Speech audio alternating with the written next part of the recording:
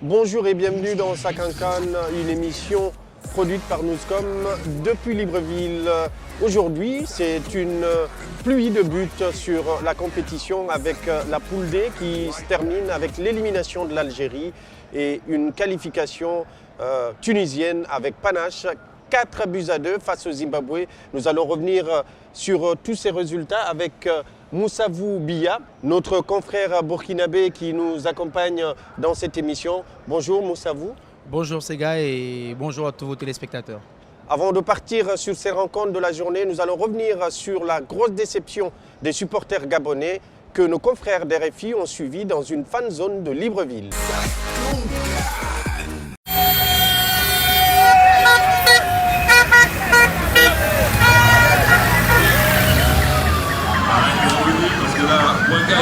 Était lancé à toute vitesse.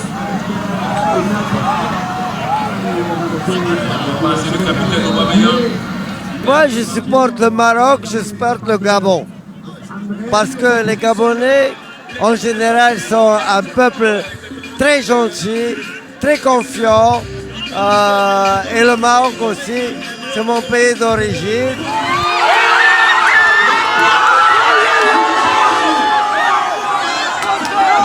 Terminé pour l'organisateur. Grâce, encore une fois, à cette résistance, la très belle résistance camerounaise. L'essentiel qu'ils ont bien joué. Ils ont défendu le drapeau, mais malheureusement, on n'est pas arrivé à l'objectif. C'est vrai que c'est triste, mais que le meilleur gagne, c'est un fair play. Non, pour ça, on va pas se décourager. Nous, le Gabon, on a organisé la CAN. Les Gabonais vont continuer à aller au stade tous les jours, sur les matchs, les autres matchs. Et puis bon, comme tout Africain, c'est le football, c'est l'amour. Si du côté gabonais, la déception est totale, côté camerounais et surtout dans l'équipe, on a dansé et chanté. Roger Mila était présent. On n'a pas chanté Roger Mila comme MHD aime le faire, mais on a fait du move avec les Lions, comme sur ces images, vous pouvez le voir.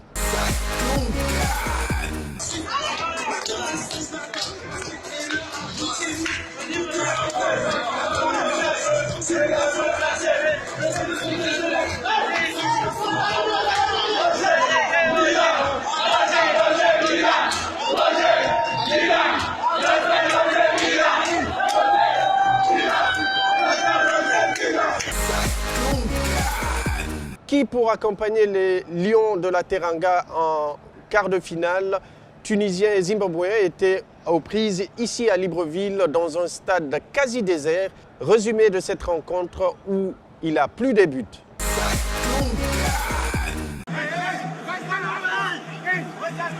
Toujours Wabi Kazri, ça a été contré au premier poteau, ça revient sur Sliti. Et la frappe déviée de Naïm Sliti qui tient. Ça joue avec Msakni, la roulette de Youssef Msakni s'est mis dans le sens du jeu. On a trouvé Sliti dans la surface, Msakni encore, c'est parfait. Oh, c'est superbe. Quel festival technique de la part de Youssef Msakni et le break en faveur de la Tunisie sur ce coup-là, le relais. Du défendre. Derrière Abdenour qui vient couper la relance. Récupération avec la montée là-bas sur le côté de Naguez qui va trouver dans la surface de réparation. Qui est ici pour le 3-0. Essaie de trouver dans la profondeur.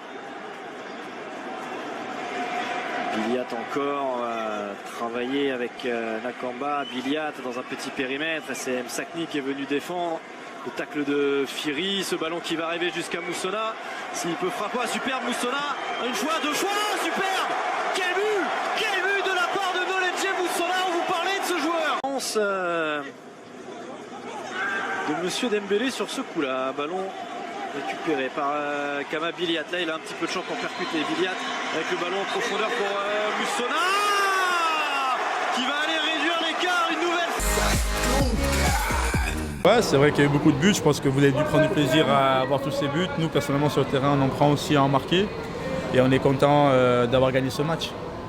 Et la suite La suite, ce sera samedi contre le Burkina Faso, donc on verra bien. Maintenant, il n'y a plus de match piège. On est conscient qu'il n'y a aucun match qui est facile. Et là, ce soir, ça s'est confirmé qu'on a surpris l'adversaire qui peut-être aussi qui a pensé qu'on va calculer, on va jouer prudemment, etc. Et on a démarré fort, on a marqué des buts, on s'est mis à l'abri et on a fait la différence en premier mi-temps. Après, on a contrôlé les matchs, on a essayé, même si on a créé encore des occasions, on n'a pas profité. Mais je crois qu'à la fin, certains joueurs, ils étaient déjà en match contre Burkina Faso. 4-2 entre Tunisiens et Zimbabwéens. Moussavou, pour le Burkina, l'adversaire sera la Tunisie. Oui, une équipe tunisienne, puisque le Burkina termine premier dans sa poule. Donc du coup, il va falloir jouer la Tunisie.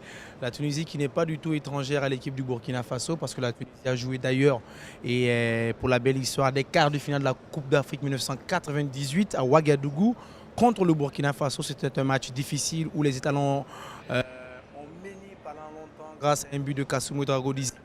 La Tunisie avait égalisé pratiquement en fin de partie et après prolongation au tir au but, le Burkina Faso avait gagné face à l'équipe tunisienne. Donc le Burkina retrouve la Tunisie pour son quart de finale, troisième quart de finale de l'histoire du Burkina et deuxième fois qu'il jouera un quart de finale contre la Tunisie. Cette équipe de Tunisie n'a pas semblé trembler sur ce match-là. Dès l'entame, ils ont mis la pression et marqué assez rapidement.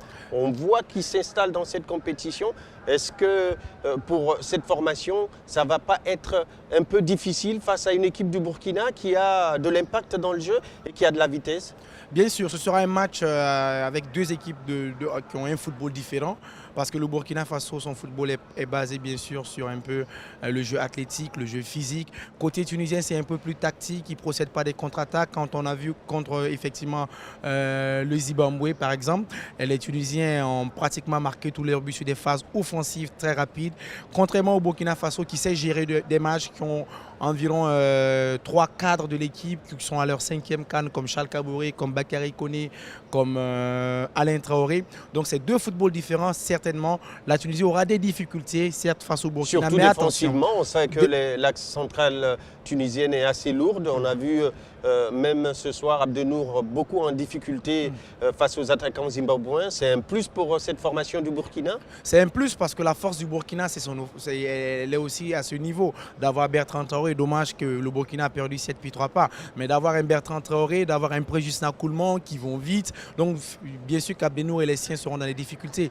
Mais par contre, le Burkina doit faire très attention parce que côté tunisien, ils sont très rapides tactiquement, ils sont très rapides quand il s'agit des contre-attaques, alors que défensivement, le Burkina replie lentement parce qu'il ne joue qu'avec un seul 6 qui est Charles Kabouré, quand Razak Traoré et Alain Traoré replient lentement pour pouvoir épauler Charles Kabouré et toute la défense burkinabé. C'est des indications dont le sélectionneur burkinabé va prendre sûrement en compte pour préparer cette rencontre. De l'autre côté, avant de poursuivre avec vous, nous allons partir du côté de Franceville où les Lions de la Teranga devaient se départir des Fennecs d'Algérie, une équipe d'Algérie qui n'est pas parvenue à s'imposer dans cette compétition. Résumé de cette rencontre pour vous.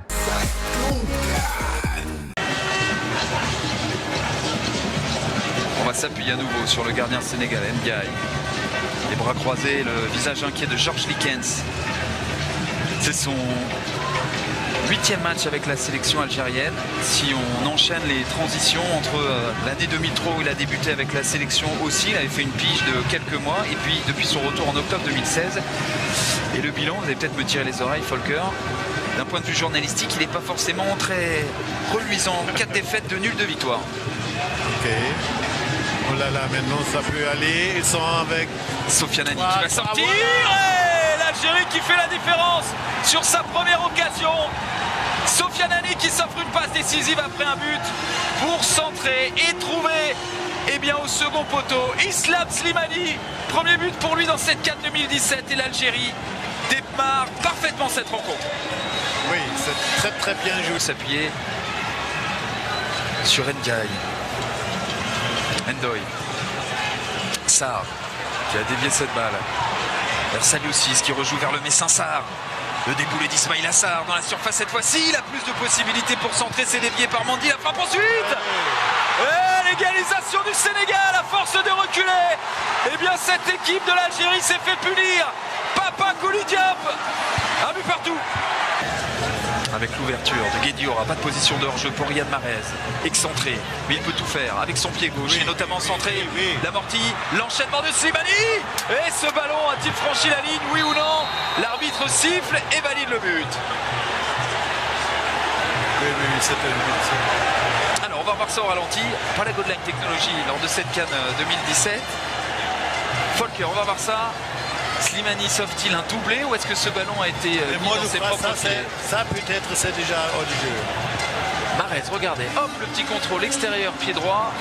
Et ensuite, avec son pied gauche, il va centrer. Amorti de Slimani qui frappe. Et ce ballon est dans le but. C'est un doublé. Ismail Assar et la réponse. Le tac, c'était bien joué. La frappe ensuite. L'égalisation dans la foulée. Moussasso qui remet les deux équipes à égalité. Encore une frappe pure, puissante. Moussasso qui marque son premier but dans cette CAN 2017. Son deuxième dans sa carrière dans une CAN. De partout. On va voir un ballon donné d'abord par Diop. Moussasso qui est à l'origine, qui va décaler Ismail Assar. Le tacle de Mefta, sauf qu'il n'y a personne en soutien. Et ensuite, eh bien Moussasso qui frappe. Encore une frappe de l'extérieur de la surface des Sénégalais. Et encore un but sur lequel Aslan ne peut rien faire. On doit jouer pour être correct, pour notre honneur. C'est ce qu'on a fait.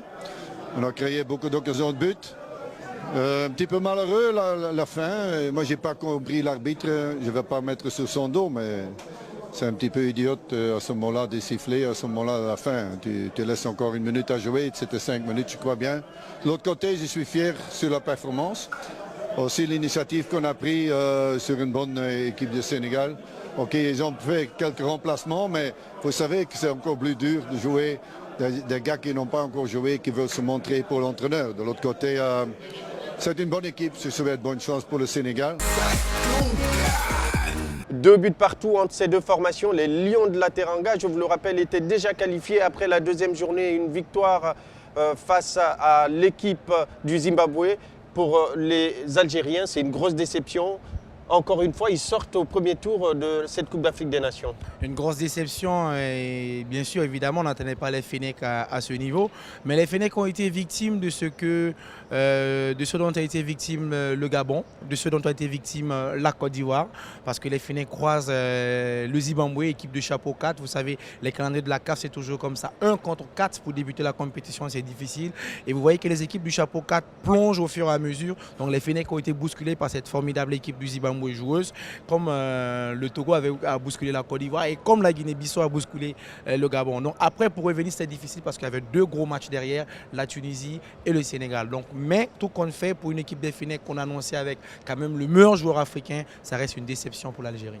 Par contre, du côté sénégalais, malgré ce match nul, 2 buts partout, Aliou Cissé et ses hommes montrent quand même qu'ils ont de l'ambition et qu'ils veulent aller loin, malgré des lions indoptables sur leur chemin. Bien sûr, parce qu'on se disait peut-être que le Sénégal déjà qualifié dans tous les cas va essayer peut-être de lâcher le jeu, certes, mais là, lui, ça a montré qu'effectivement, c'est un Sénégal qui revient. Et c'était bien de ne pas terminer cette phase de groupe, même si le Sénégal était qualifié sur une défaite. Donc la note du match nul, elle est bien, elle est positive. Moralement, les joueurs gardent la tête. Avec 7 points, ils sont premiers et ils vont jouer le Cameroun, même si ça va être un autre match, une autre physionomie de match, parce que c'est les quarts de finale. 2, quand on sait les Camerounais adorent les grands matchs, donc du coup le Sénégal avec ses ambitions devra faire attention parce que le Cameroun a douté, le Cameroun est passé à côté de la catastrophe lors du match contre le Gabon. Si toutefois la frappe de Bouanga ou la remise de Ibrahim donc finissait dans les filets camerounais. Évidemment, un match que nous avons vécu pour vous ici et que l'on vous a montré dans sa cancane. Nous allons poursuivre cette émission avec notre invité. La Coupe d'Afrique est une fête, les Guinéens n'y sont pas. La communauté guinéenne du Gabon, malgré cette absence et cette grosse déception, s'est réunie pour suivre un match chez le premier conseiller de l'ambassade de Guinée, M. Silla. Ensemble avec nos reporters, ils sont revenus sur cette compétition, mais également sur les difficultés d'intégration au Gabon. Une Coupe d'Afrique au Gabon sans la Guinée, elle se vit différemment. Les Guinéens de la capitale gabonaise vivent ces moments sans grandes émotions. Nous sommes sur la route du premier arrondissement de Libreville. Notre destination finale, le quartier Bel Air Transfo. Au domicile du chargé d'affaires de l'ambassade de Guinée au Gabon, un groupe de ressortissants s'est donné rendez-vous afin de suivre 2 rencontres de la CAN. La grande déception, c'est l'absence du Sili national à cette 31e édition. Je suis très désolé que je puisse suivre cette compétition de haut niveau sans la Guinée. J'aurais sollicité, comme tout bon citoyen, que l'équipe guinéenne d'abord soit présente.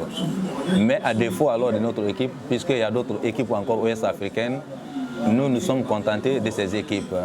À savoir, il y a déjà l'équipe malienne qui est là, ghanéenne, la Côte d'Ivoire et également le Sénégal. Autour d'une rencontre de foot, le débat n'est pas que sportif. Les ressortissants guinéens en profitent pour évoquer leurs difficultés quotidiennes. En premier lieu, celles liées à l'obtention des documents officiels guinéens. La plupart de nos problèmes ici, ça se situe au niveau des Guinéens qui veulent rentrer chez eux, qui n'ont aucun document. Nous avons demandé doléance au niveau de nos autorités compétentes de nous envoyer une équipe pour l'établissement des passeports biométriques. Puisqu'il y a plus de 3000 qui sollicitent, qui sont en Afrique centrale. Après avoir fait des années, 10 ans, 15 ans, 20 ans ailleurs, ils se voient maintenant plus mieux à la maison. D'autres par l'âge, d'autres ils ont venu chercher, mais ils n'ont pas ce quotidien. Bon, mieux vaut qu'ils se retournent à la maison, au moins peut-être ça peut aller, leur chance est au bercail. Autre problème non des moindres, l'obtention d'une carte de séjour dont le prix dépasse les 800 000 francs CFA. Un document sans lequel il est difficile d'exercer une activité économique et de vivre en toute tranquillité. Les difficultés qui sont là, c'est parce que nous, les Ouest-Africains, au fait, nous ne connaissions pas ce qu'on appelle la carte séjour, mais nous sommes venus dans le pays et on voit maintenant ce qu'on appelle la carte séjour. Et à un moment donné, même si tu as l'argent, en ce moment, on ne livrait pas. Comme dans toutes les communautés vivant loin de leur pays, les difficultés sont multiples et variées. L'ambassade de Guinée au Gabon est souvent saisie pour des problèmes d'ordre social. Les conflits, c'est souvent avec leurs époux, parce que souvent avec les époux ici, ça ne va pas, comme on dit toujours à l'étranger, c'est autre chose, donc c'est un peu ça. Nous sommes plus exposés aux problèmes conjugaux. Maintenant, c'est vraiment, ça a pris un peu plus d'ampleur. On essaie de calmer au niveau de l'ambassade et puis tout vient dans les normes.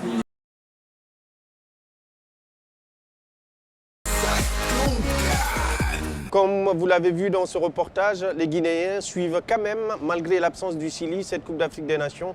Et ils vivent tant bien que mal ici au Gabon avec différentes difficultés que les autorités devraient prendre en compte. Nous allons poursuivre cette émission avec l'avis de notre expert. Il s'agit de notre chroniqueur, Hervé Penaud de l'équipe. Il revient sur les 2 rencontres de la journée, une pluie de buts, mais également l'élimination de l'Algérie qui était presque prévisible. Les amis, bonjour! Journée particulièrement intéressante aujourd'hui. Et ce qu'on pouvait imaginer est arrivé. L'Algérie ne sera pas en quart de finale de cette Coupe d'Afrique des Nations. L'Algérie, avec Mahrez, meilleur joueur africain, avec Brahimi, avec Soudani, avec Slimani, ils ne sont pas tous en I, mais en tout cas, toujours est-il que cette équipe-là, que tout le monde voyait gros comme une maison, n'est pas là au rendez-vous. Une nouvelle fois, j'allais dire, puisqu'en Coupe d'Afrique des Nations, ils ne sont quasiment jamais là. On se souvient de la performance en 2010, qui les avait menés en demi-finale, mais depuis, c'est des fiascos sur fiascos. Alors il y a 2 ans, ils avaient été battus en quart de finale par la Côte d'Ivoire, mais il y a 3 ans, lors de la Coupe d'Afrique des Nations en Afrique du Sud, 4 ans, ils avaient été éliminés dès le premier tour, dans un groupe aussi qui était dans leur corde, et là, de la même manière, être éliminé par la Tunisie, alors le Sénégal, on pourrait en discuter, qui est aussi un adversaire d'un gros calibre, mais enfin, être éliminé sans avoir remporté un match, en montrant des faiblesses défensives absolument très incroyables, et surtout, on n'a pas vu le jeu de l'Algérie qu'on avait pu connaître lors de la Coupe du Monde 2014 au Brésil. Chapeau à la Tunisie. Parce qu'autant le Sénégal, on pouvait imaginer que c'était une équipe de costaud, solide, avec à la fois une présence physique massive et puis des joueurs d'une technicité hors norme. Je pense évidemment à Sadio Mané. mais pour la Tunisie, la Tunisie a fait le boulot. La Tunisie, c'est une équipe qui parfois n'est pas brillante, ce qui n'est pas le cas ici, puisque c'est une équipe qui finalement joue très offensivement, avec une ligne de 3 derrière un attaquant de pointe, une ligne de 3 qui est composée de Kazri, Msakni et Sliti. Et bien, figurez-vous que ça, ce sont 3 joueurs qui jouent au ballon, qui aiment le ballon et qui procurent du plaisir. Alors je l'ai déjà dit dans l'émission, c'est une équipe qui ne marquait pas beaucoup de buts. 0 but premier match alors qu'il s'est créé un tas d'occasions.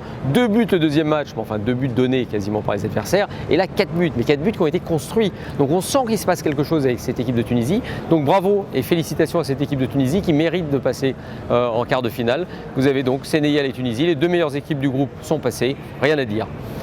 Et alors là arrive, je m'en délecte d'avance et d'ailleurs j'irai à OIM voir ces matchs, le match Côte d'Ivoire contre Maroc. Est-ce que le tenant du titre peut être éliminé dès le premier tour de cette Coupe d'Afrique des Nations? Alors là c'est une vraie interrogation, c'est la possibilité pour le Maroc qui ne passe jamais en quart de finale. Il ne faut pas oublier que le Maroc, si vous voulez, c'est une équipe qu'on voit toujours assez belle parce qu'il y a des individualités, mais qui n'existe pas en Ligue des Champions, en Coupe d'Afrique des Nations. Mais là, avec Hervé Renard, en dépit des 5 absences graves, c'est-à-dire que c'était des titulaires majeurs, disons 4 absences de titulaires majeurs, et bien finalement, il a réussi à trouver un état d'esprit et je trouve que cette équipe de Tunisie et de Maroc, comme la Tunisie d'ailleurs, battue dès le premier match, et bien exactement de la même manière, je trouve qu'il se passe quelque chose. J'ai l'impression d'un jeu, d'une sorte de fluidité dans le jeu, pas un jeu ultra flamboyant, moins porté sur l'attaque que les Tunisiens. Mais pourquoi? Parce qu'il n'y a pas la qualité technique devant de la même manière, mais en revanche un état d'esprit. Et là où Hervé Renard a fait fort, c'est qu'il a réussi à insuffler un état d'esprit ultra positif à une équipe qui ratait tous ses rendez-vous et qui avait une pression chaque fois qu'elle venait en Afrique subsaharienne et se plantait. Donc là pour l'instant il se passe quelque chose. Est-ce qu'Hervé Renard, entraîneur de la Côte d'Ivoire la dernière fois, qui avait mené cette Côte d'Ivoire au titre, est-ce qu'il sera capable de trouver les solutions justement pour empêcher les Ivoiriens de passer? Là ça va être énorme, c'est vraiment l'interrogation qu'on se pose. Moi c'est un match que j'ai vraiment hâte de voir. Ils peuvent passer, ils peuvent être éliminés, là c'est vraiment très indécis. Et pourtant, parce que je fais toujours des petits pronostics, vous le savez, eh ben, je mettrais bien une pièce sur ce Maroc. Plus dans l'autre match, RDC-Togo, attention, il ne faut pas vendre la peau de l'ours, on ne sait jamais, le Togo est capable d'un exploit, parce que j'ai trouvé pour l'instant, moi, les Congolais assez décevants défensivement. Il y a des coups à jouer. Maintenant, je ne vais quand même pas parier le Togo sur une qualification. Ça peut être un match très serré, mais je parie quand même sur la RDC. Donc pour moi, ce groupe-là, Maroc, RDC, vont passer. On en reparle demain. Pour finir cette émission, Moussavou, on va repartir du côté de Ouagadougou. Le président Marc Kaboré a appelé le capitaine des étalons du Burkina, Charles Kaboré, de Kaboré qui s'appelle pour se féliciter. C'est quelque chose de très courant. Les présidents donnent de l'énergie aux formations. Pour le Burkina, cette victoire a été fêtée ou est-ce que c'est normal de passer le premier tour? Après, c'est normal pour le Burkina de passer le premier tour. Quand il y a 2 ans, on joue une finale de Coupe d'Afrique des Nations. Maintenant, après, on peut comprendre le président. C'est sa première Coupe d'Afrique des Nations aussi à lui, entre griffes. Ce n'est pas lui qui joue, ce n'est pas lui qui est le ministre des Sports. Mais pour la première fois, en tant que président, il vit cela. Et ça doit être de l'émotion, ça doit être de la fierté pour lui. Un coup de fil, ça ne fait pas du mal. Parce que le président avait appelé aussi Jonathan Zongo, qui est blessé, pour lui souhaiter prompt rétablissement quand il va en Espagne pour se faire opérer. Là, il appelle le capitaine Charles Kaboré pour encourager. C'est vraiment bien de sa part. Derrière, il donne 500 000 francs CFA à chaque joueur comme contribution. Il ne dit pas que c'est les primes de match, mais ça, c'est un cadeau personnel. Donc 500 000 francs à chaque joueur, c'est bien pour le moral et je pense que sa proximité avec cette équipe est quelque chose qui va booster les joueurs. On sait que son ministre des Affaires étrangères, qui était l'ancien conseiller du président de la République de Guinée, Alpha Bari aussi, est très féru de football. Il a soutenu cette formation du côté de l'Afrique du Sud. Malheureusement une finale perdue et qu'il nous a donné des informations comme quoi, si l'équipe progressait dans la compétition, il pourrait être là. C'est quelque chose qui permet de souder et de permettre à ce pays d'avancer dans sa reconstruction.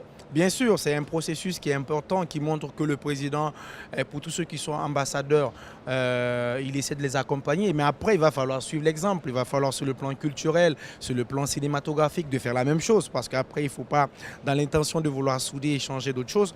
Mais c'est bien surtout quand au Burkina, il y a 11 joueurs qui jouent pour la première fois à la Coupe d'Afrique des Nations.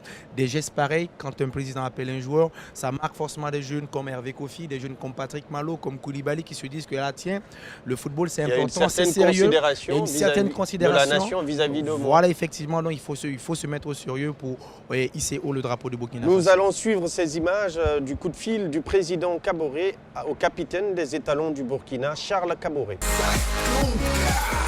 Allô? Bonsoir, Excellence. Oui, merci beaucoup.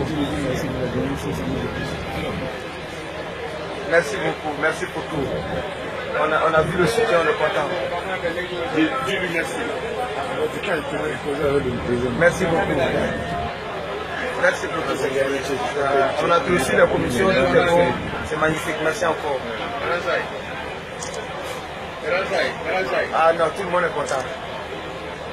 Merci pour tout. Merci pour tout, Seigneur. Merci. Voilà, cet élément de buzz met un terme à cette émission. Ça cancane, une émission où nous a accompagné Bila Moussavou,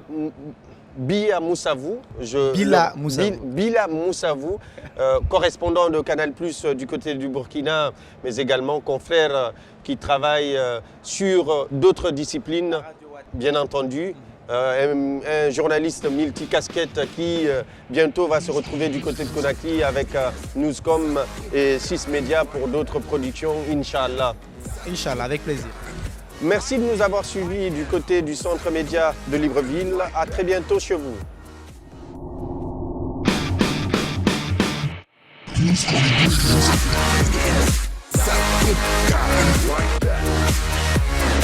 That